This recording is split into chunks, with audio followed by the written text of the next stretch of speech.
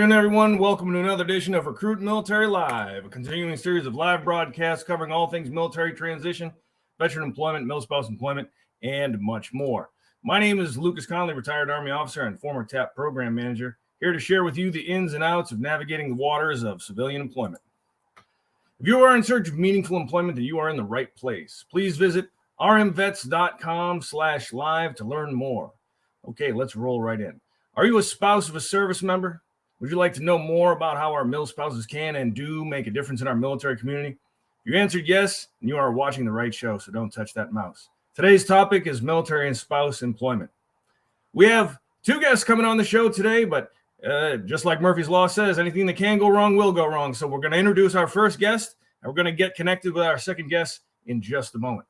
Our first guest is live from Point of Vedra Beach, Florida, where she is a program coordinator for Syracuse University's Institute for Veterans and Military Families Onward to Opportunity program for the state of Florida. She has been a charitable events coordinator for Fisher House in my old hometown of Boston, Massachusetts. She has been a successful financial advisor and consultant for over a decade, which coincidentally is about how long she's been a family readiness group leader.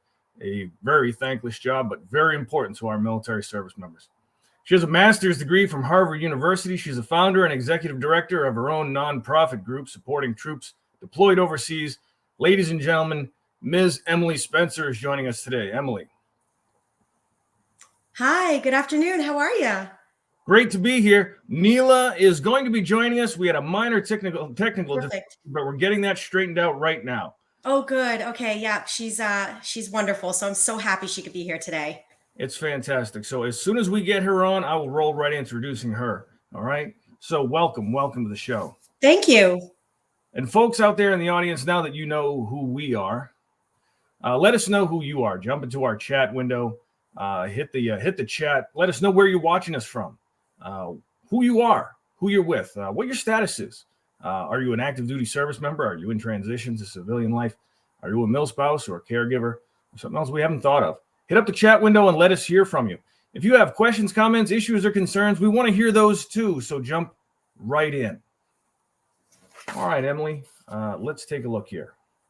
Just give me 2 seconds. Sure. I want to check on the status of Ms. Nila.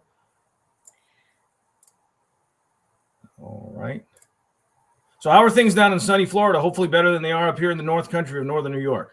Oh, beautiful. It's almost like summertime. Wow. Yeah. There's Nila. Hey, Nila, sorry about the technical difficulty. Emily, let me stop you right there and introduce our other fantastic guest, Nila Thompson. Folks, Nila Thompson is also joining us from Florida. She is also enjoying much sunnier weather than we are up here near Fort Drum. Let's see. Nila is the spouse of a Marine Corps veteran and a former civilian family readiness officer for the Marine Corps. She's been an advocate for our military and veteran community for over 15 years. She currently holds the position of Chief of Staff for Veterans Ascend, an AI-powered platform serving the entire military and veteran family, and we are very happy to have her on the show today. So, here we go. Emily, why don't you start us off by telling us a little bit about your journey as a mil spouse? Sure, I'd love to. So my journey, I actually met my husband in grad school. We were in this weird January session of school, which is about 3 weeks. It's right in that winter session when you're. So it was like wintertime, snowy. Massachusetts, we were in Cambridge, so dark at 4:00 in the afternoon. So we just happened to be in the same class together, and we hit it off and we started talking. And he was talking to me, right before we got engaged. He was kind of talking to me about how he's always wanted to join the military, and it was just something that he's always wanted to do, is to serve his country. And he asked me if he pursued that, would I stay with him? And I said, of course I will. And so he decided to join, and we got married about 6 months before his first deployment. So it's been a wonderful journey, a wild ride, but we're so grateful to be together and down here in Florida.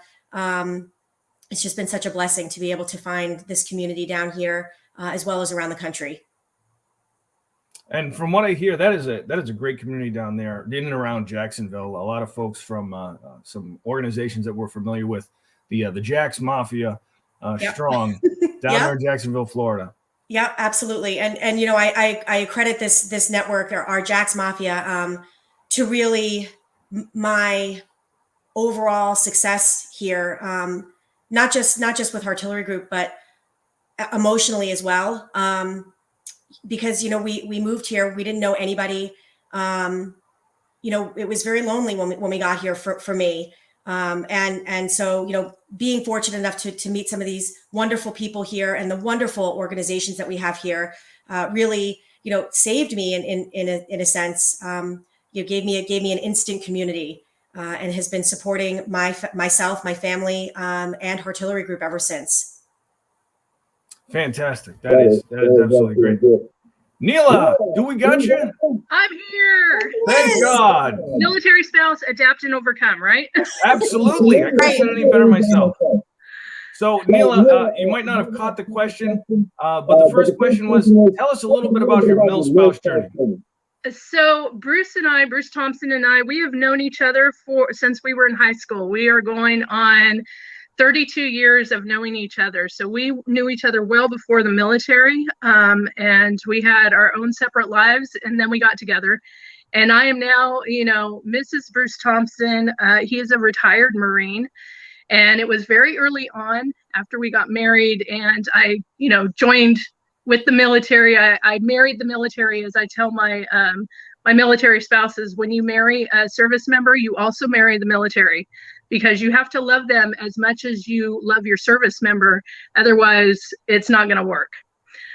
So I learned very early on that there was quite a need for support and resources.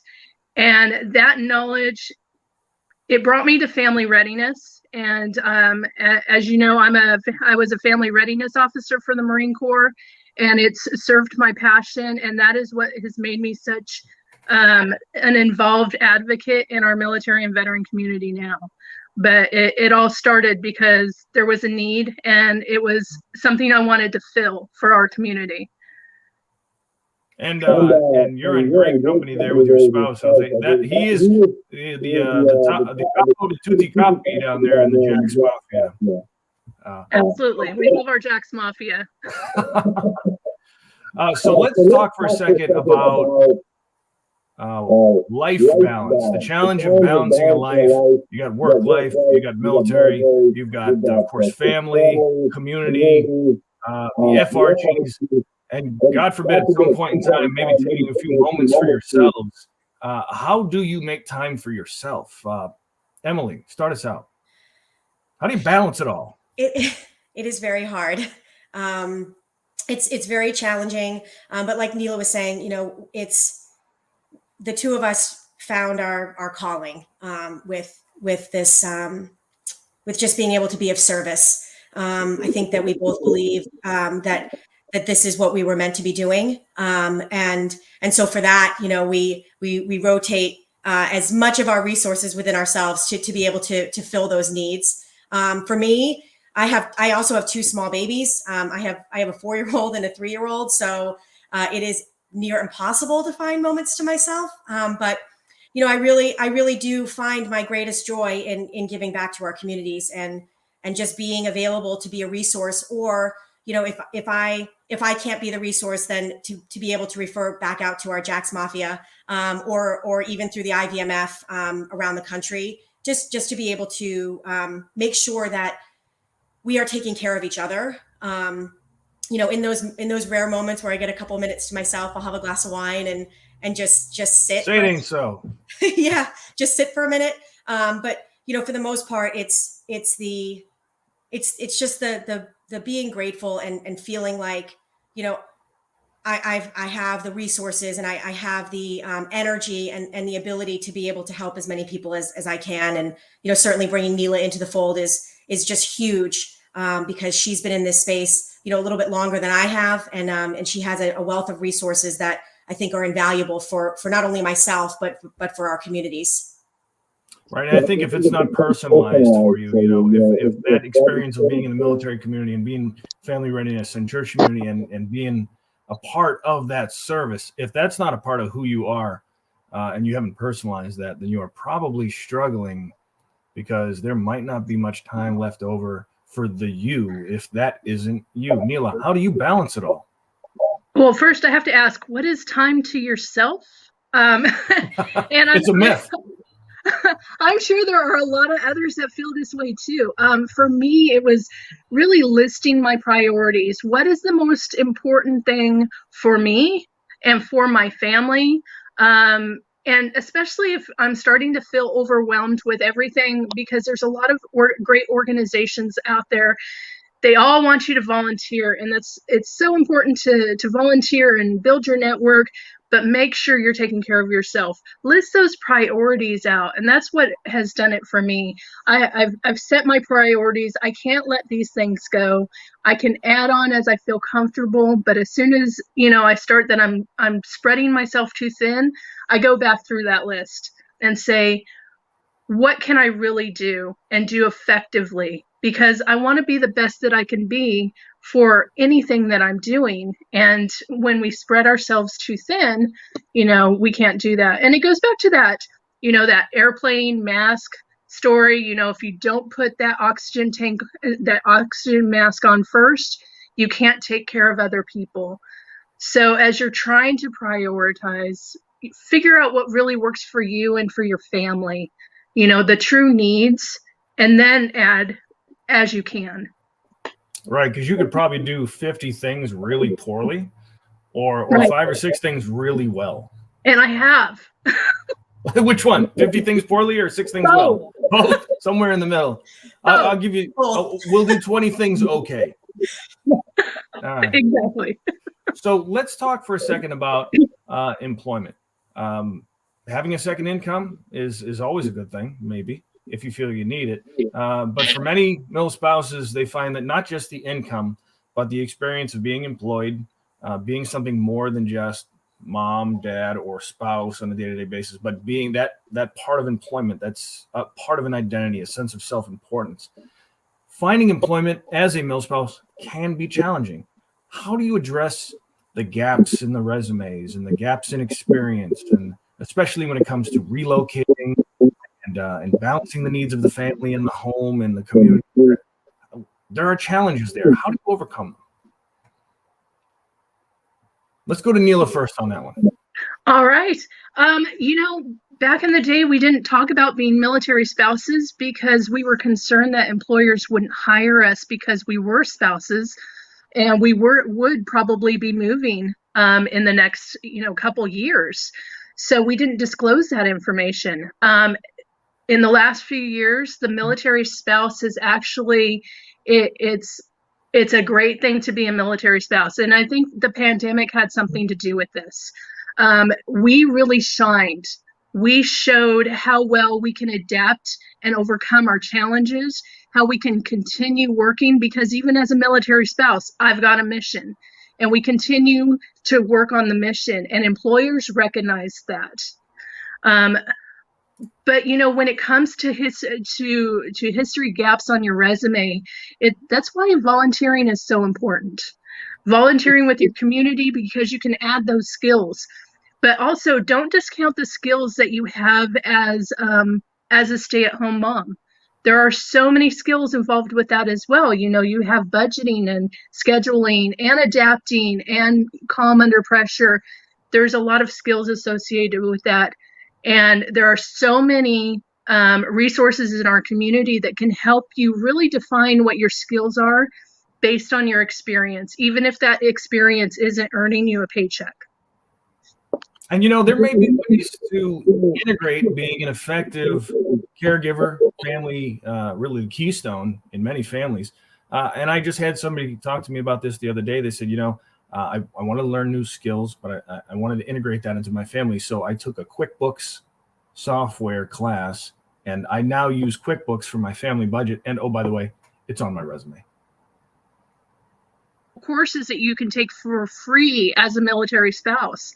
So get some of those micro certifications add those to, your LinkedIn page, your resume, add those things, take the time to upskill yourself. Absolutely. And what you said about the value of volunteering is absolutely important. Unpaid work is never unpaid work. You've got personal satisfaction, you've got a resume addition, and you're learning new skills and meeting new people and networking, which is absolutely crucial. All right. And then just when you've got it all figured out and you've meshed with your military community and you've found a great job and you're getting to know people and your kids are settled into a school and you think everything's golden, those orders come in the mail. Somebody comes home and says, guess what? We're going to Okinawa. We're going to Texas. We're going to Fort Bragg, North Carolina. Wow. How do you handle that both before and after you hit the ground in that new, strange place? Emily. So I would say that you have to be organized. You have to just be hyper organized and hyper aware of your family's emotional state and kind of where you are as a unit. Military spouses, I think, understand that really well, that the well-being of your family is number one. If you have young kids, being able to understand what that means for them for school, their friends, how to start developing their networks wherever you're moving. To Nila's point, network is everything. Get online, get on LinkedIn and try to, link in with new people in your new areas. But first and foremost, it's a physical change, but it's also an emotional change. And you need to, as a military spouse, you have to kind of take your moment with it, right? And understand that, wow, I just did this and now I'm doing this again, right? And once you kind of honor how you're feeling about that situation, you have to put on your game face and just be the best that you can be for your family. Your spouse is going to have all those same emotions, but from a career standpoint and from worrying about you and your kids or you and you and whoever else is in your family.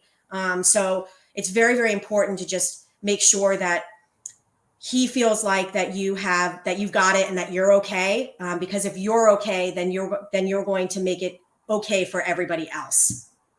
I think it's a little bit easier though and I hate to say, and I don't hate to say this, I feel a little strange saying it, having served in the uniform for so long. And I think it was a lot easier for us in the uniform because we show up at that new location and the roles and responsibilities and the expectations are very clear. Okay, that's a staff sergeant. That's a captain. You're a major. He's the colonel. That's the sergeant major. He's the boss. You're the operations NCO. I'm the new operations officer. All right, let's get started. But you show up and not everybody has done you the favor of putting their rank and their job and everything on their uniform. And you don't have a chart to tell you who's who in the neighborhood. Nila, your thoughts? You hit the nail on the head. You guys go in and you're into a job.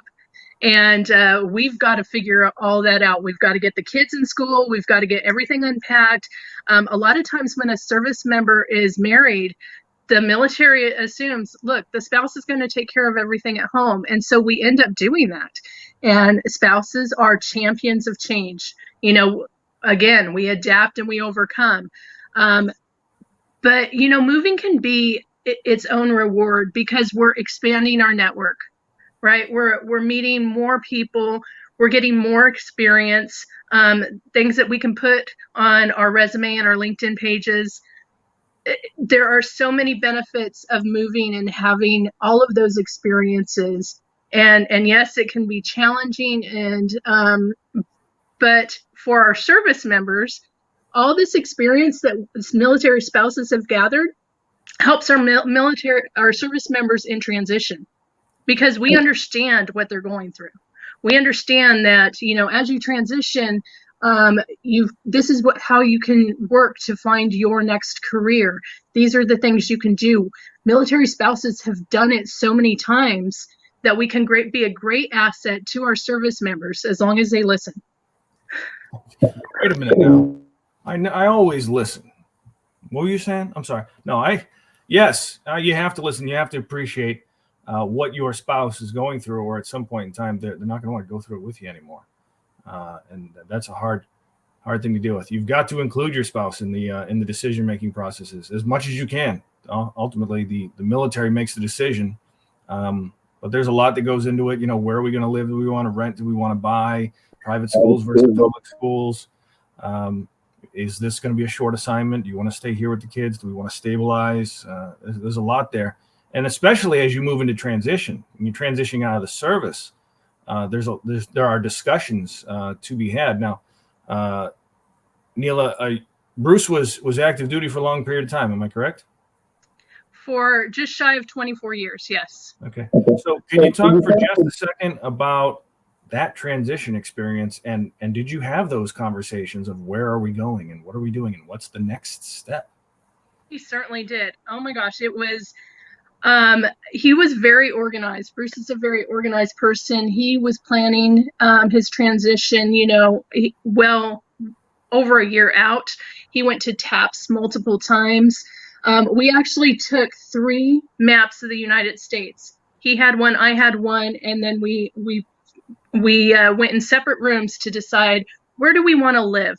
And we wanted to make that decision separately so we could come together and kind of put those maps together and see where we both wanted to live. And it was both of us below the snow line because neither one of us wanted to shovel snow anymore. And there were there were a couple choices. And Jacksonville, though we had never lived here, when we did our research, this is where we wanted to be. And without ever being here before, because we're military and we go, we're adventurers. We moved here and we haven't looked back. But I can tell you, transition for him was a challenge. He found a great position right off the bat. A lot of people wanted to hire him. He made great money at his first job and he hated it. They underutilized him. Been there. And you can have the best paying job in the world, but if you don't feel like you're being utilized or you're being valued, that job is not going to fulfill you and you're going to be miserable.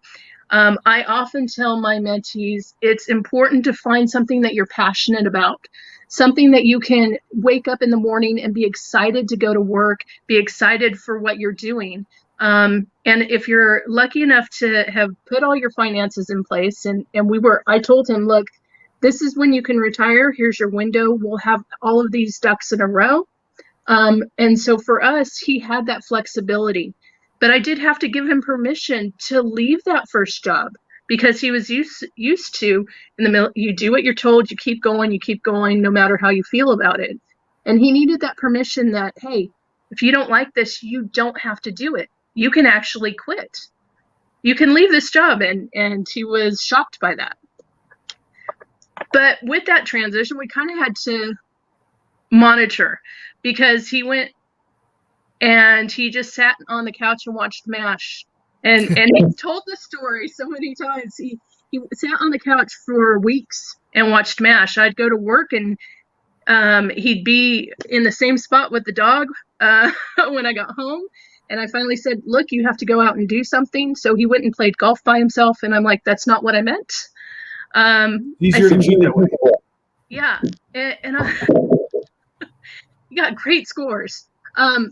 But sometimes we have to push our service members. If we see them getting in that funk, we have to say, look, go talk to people, go network.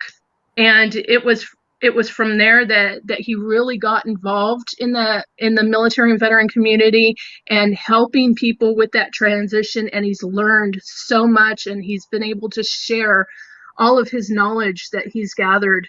And I mean, many people, he's very LinkedIn famous. It's hard to go anywhere where we're networking or anything and not have people come up and just want to talk to Bruce.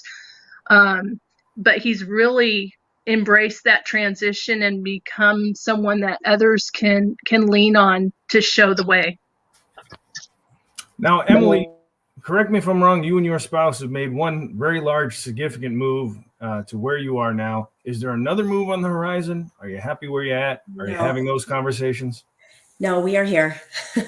Not coming back to we frosty, cold north? You know what? I'll be back in the springtime. Or when my kids want to see snow, we'll come back. We'll come back for a little vacation. But no, I mean, we found home here, and for us, it was he was in Afghanistan when he got a phone call to come work for a company down here. And so he came back from Afghanistan and we moved. And so we just picked up everything and moved to a brand new place.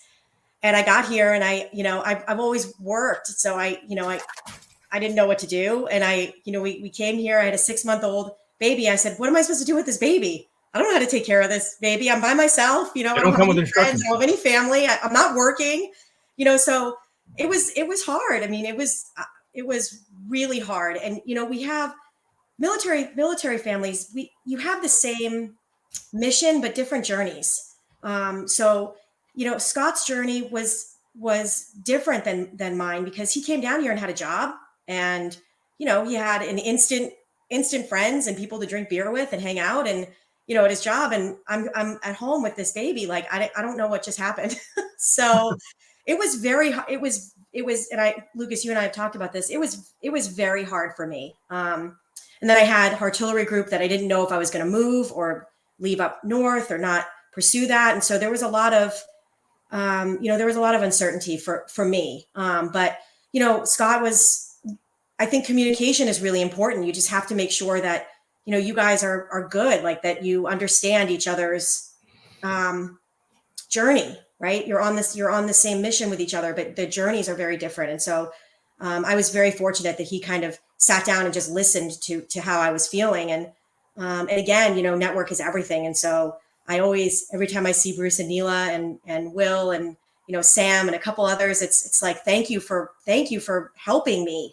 Not only just with Heartillery and all of this other things, but just from a personal standpoint, just feeling like you came down here and you're connected to somebody and to something wonderful. So, but all journeys are different, and it's just the communication of that is very, very important. Okay, last question. This is my favorite way to end the interviews. You've got 60 seconds, exactly 60 seconds, and not a second longer, to hand one piece of advice to a military spouse who's looking for a job, move to a new location, doesn't know where to start, doesn't know what to do. What advice do you give? Emily, the clock is ticking. You go first. So my advice would be just get online, go to LinkedIn, reach out to your friends and family, do some exploring in your new state or your new city. Don't be afraid, please. You have to speak up. Take some time and really think about what you want to be doing. Again, it's all about the culture of where you want to be, and you have to do something that makes you happy. Just to, thriving versus surviving, right? So it takes just as long to find a career that you love as it does to find one you hate. So really sit down and think about what matters to you, the type of work you want to be doing. And, don't forget your network. Reach out to your network, utilize your network. They're there to help you. And really just think about it from a new adventure standpoint, that you'll be, you're on to your next adventure and your next journey. Nila, your thoughts. 60 seconds. So use your resources, right? I know that Recruit Military and Veterans Ascend, we are part of that partnership with the Department of Labor Employment Navigator program. And if you have an employment navigator you're in transition, talk to them, go to your base, see if you have an employment navigator, use that resource. Use all of your resources, right? Because you don't know which one is actually going to be the one that benefits you the most. Recruit Military might have something that benefits you, but then there's Veterans Ascend who's going to have something that benefits you as well.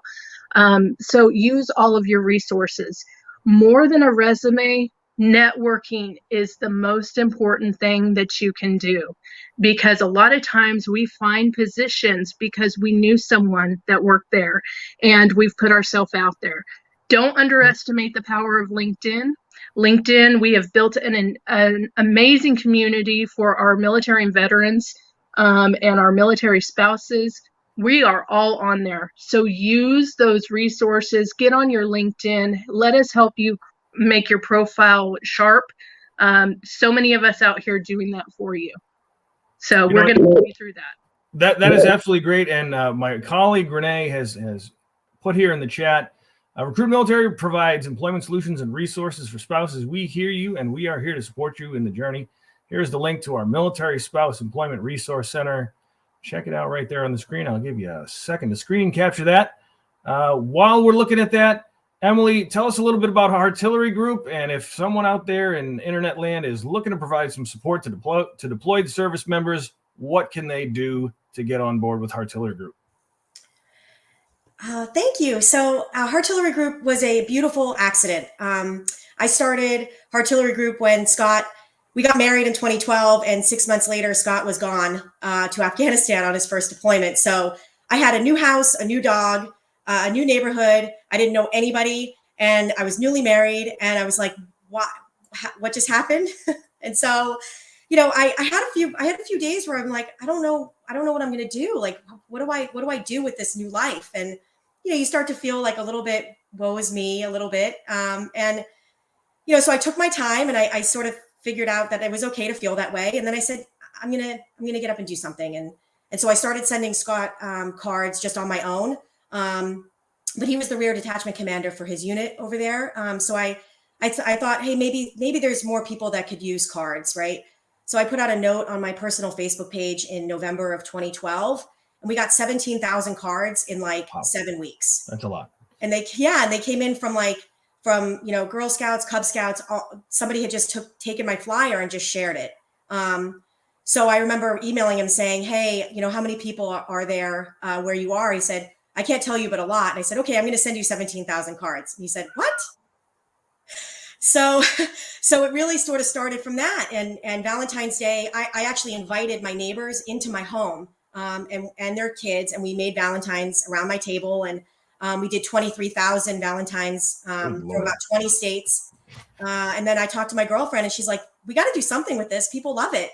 And so we named it Heartillery Group, because we are just quite literally a group of people who like to show love and gratitude in very simple ways.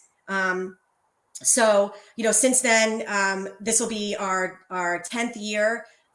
We've packed, shipped, and or delivered close to 5 million cards in about 12,000 care packages.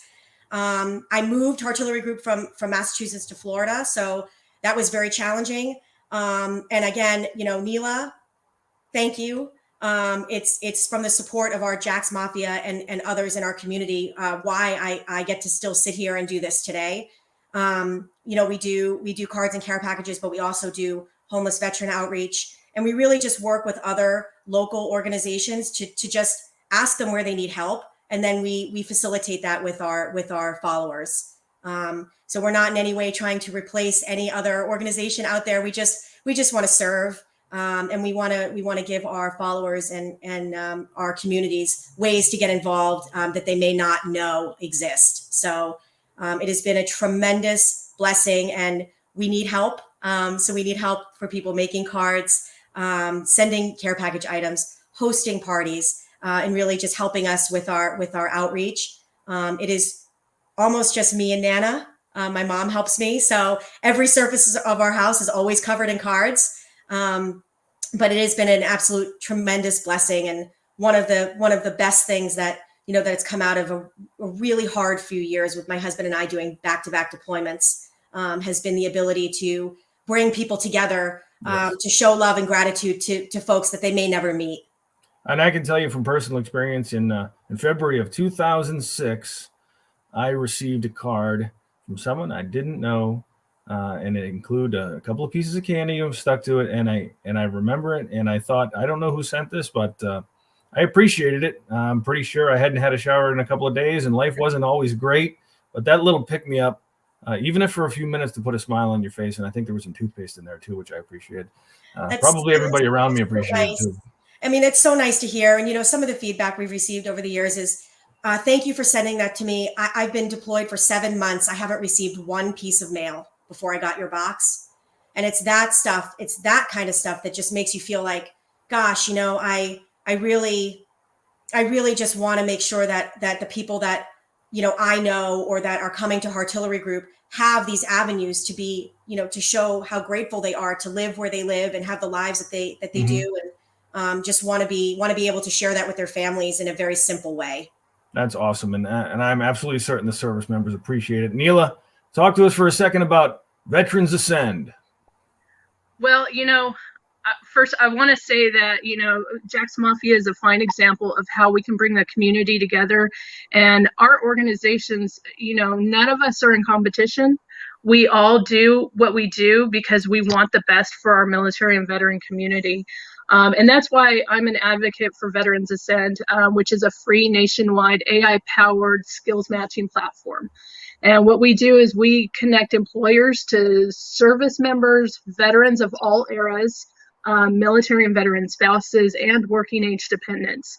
What makes our platform different is we do not use resumes, applications, or job boards. So we work similar to a dating site, but for employment. And employers can actually reach directly to you for an interview. Now, we can't do the interview for you, Right.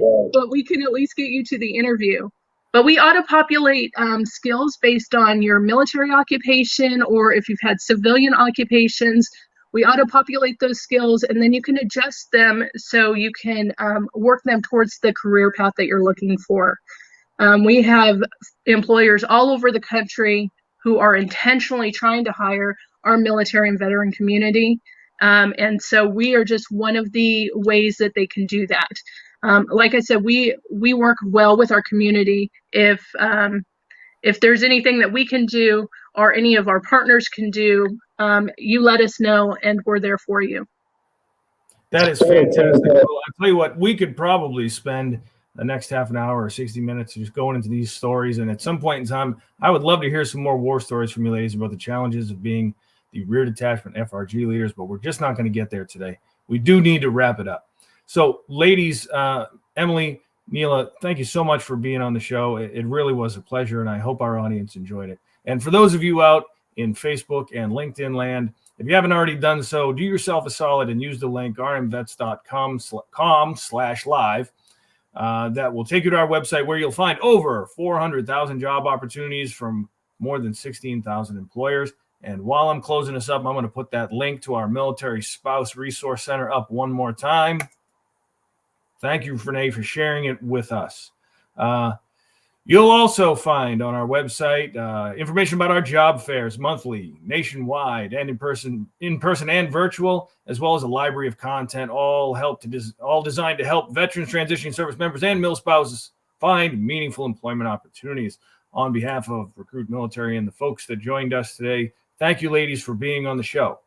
Be sure to tune in next week, where we're going to spend some time with Sergeant Major retired Saeed Mustafa. We'll be discussing the topic of resiliency and transition. You do not want to miss this. Also, special edition, 1st of April, Friday edition. No, it's not an April Fool's joke. We're having a Friday show, 2 shows in 1 week. We'll be live with PhD candidate Emily Knitter, and she's doing an in-depth study down at the University of Buffalo on the stresses of transition, not one that you're going to want to miss. Ladies, once again, thanks for being on the show. Thank you so much, Lucas. Thanks, everybody, for joining us. This has been Lucas Connolly for Recruit Military Live. And until next time, good luck and Godspeed.